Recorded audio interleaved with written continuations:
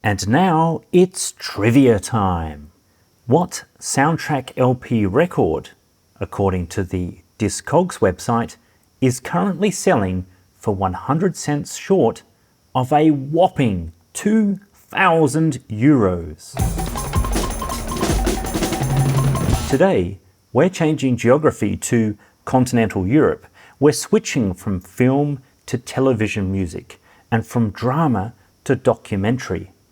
We're going to play snippets from music that accompanies images few of us have seen after they flickered on TV screens some 45 years ago. But that's what makes discovering film and television music scores exciting, right? So, without further ado, it's time to head to Italy for some Giuliano Sorgini.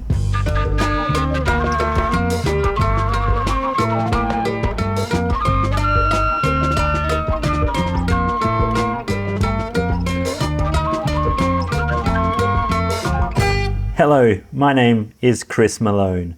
On our journey, we're going to get to know a bit more about a pair of scores available from Quartet Records, Folle and Gli, animali, simpatia. These scores were written for Italian documentaries made by Riccardo Fellini and come from 1974 and 1975. And you'll be pleased to know you can get your hands on a CD premiere of both these soundtracks for orders of magnitude less than €2,000.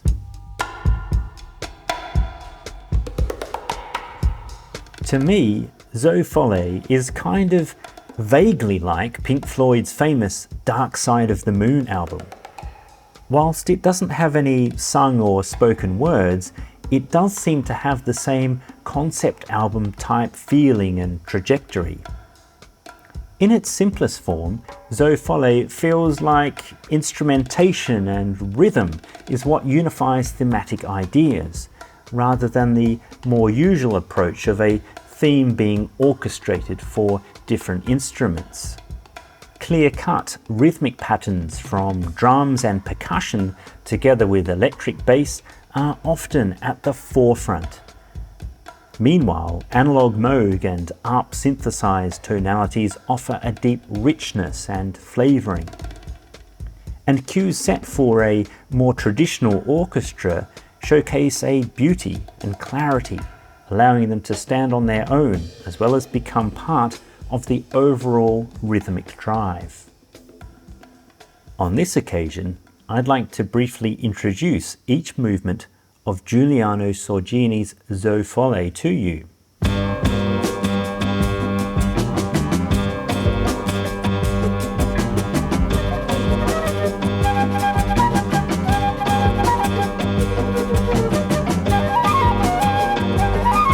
The disc opens with Madtown.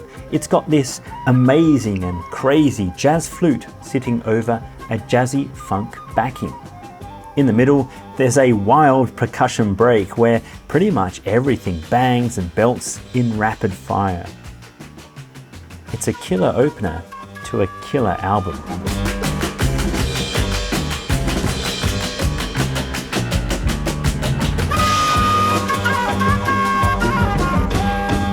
Ultima Caccia is next up, and it's a lengthy solo for bongos whilst drums keep time.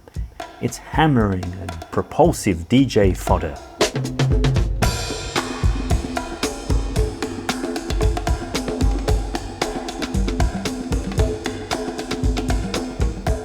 The lengthy Ambosili is like a weird jungle march with trebly synth lines initially conveying an air of mystery and vulnerability, much like Jerry Goldsmith incorporated into Under Fire. After a few minutes, the synth lines begin to adopt a rather foreboding and sinister sound that meanders around the lockstep of an omnipresent drum, percussion, and synth-bass beat. It's kind of like what the Terminator may have sounded like in 1974.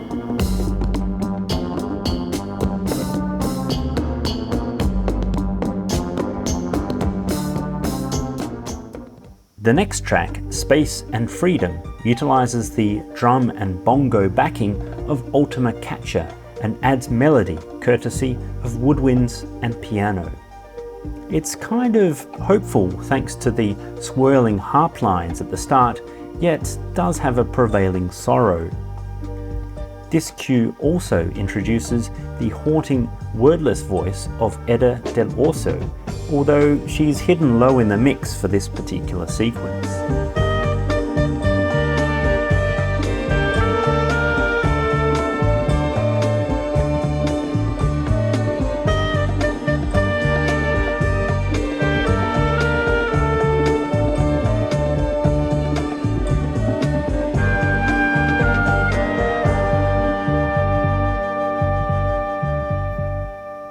The next track, Zo Folle, sounds like we're foraging in the jungle undergrowth in some sort of computer game as birds tweet above in towering trees. This cue seems entirely synthesized and the main melody is panned around the soundstage, so it makes for fun headphone listening.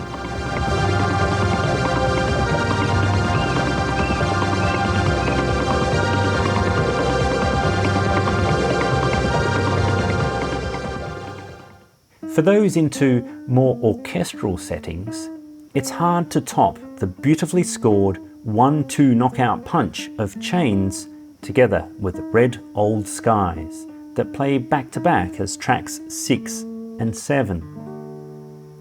Chains is the second longest cut on the album and uses acoustic guitar, oboe and flute to carry melodic and harmonic lines, some done in a call and response style, while strings help to conjure a gloomy and forlorn setting.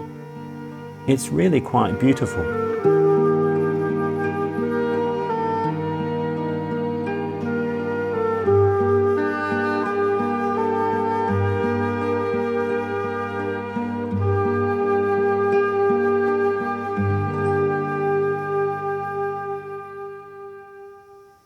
Red Old Skies follows in a similar vein and highlights classical guitar, harp, piano and solo female vocal from Eda del Orso.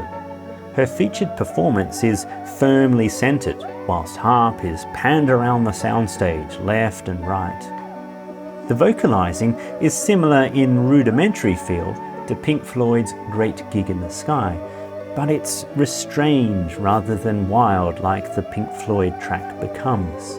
What we have here is just gorgeous and it's easily worth the price of admission.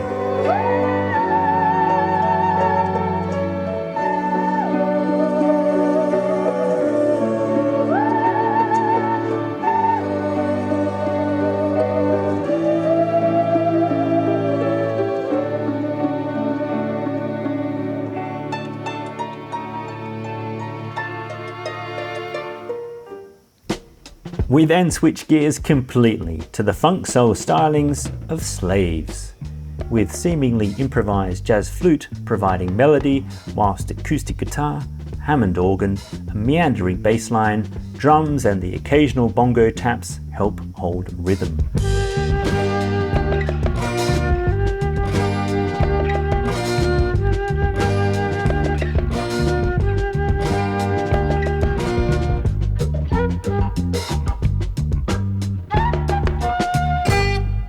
The final track kind of feels like a return to reality and some form of optimism in Rome, London, Paris.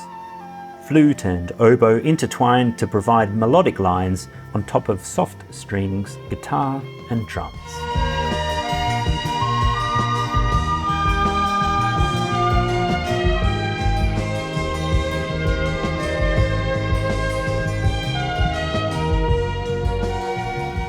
Gli Animali takes up the remainder of the disc and is a more light-hearted score generally speaking.